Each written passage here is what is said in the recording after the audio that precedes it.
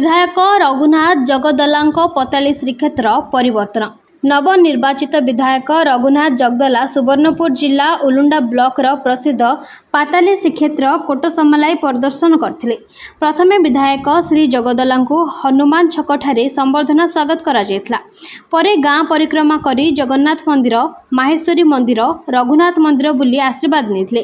परे पाताली श्रीक्षेत्र परिदर्शन गला बेले तांको संबर्धना करा जायतला ओ से महाप्रभु श्री जगन्नाथଙ୍କ आशीर्वाद नहीं गाँ लोकंक सह आलोचना करबा सह चलित वर्ष रथयात्रा किभली भाबरे शांति श्रृंखला भाबरे हेबो से उपरे विधायक श्री जगदला आलोचना करथिले।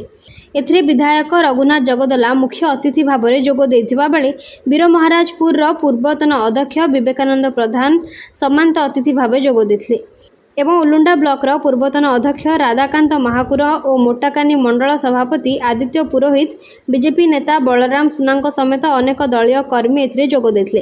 शेषे वैदिक मंडप रे एक सभा करी लोकंकु धन्यवाद देबा सह अंचलर विकास, गाँ पंचायतर विकास, पाताली श्रीक्षेत्र विकास दिगरे कार्य करिबि बोली कहिथिले श्री जगदला। सबुबेले गरीब लोकंक साथी थाई तांकर समस्त कार्य को ठीक भाव में करने सह ब्लॉक विभिन्न ऑफिस तथा ठिका कार्य रे दुर्नीति भ्रष्टाचार आदि सबू निपात करिबे बोली से प्रतिश्रुति देथिले।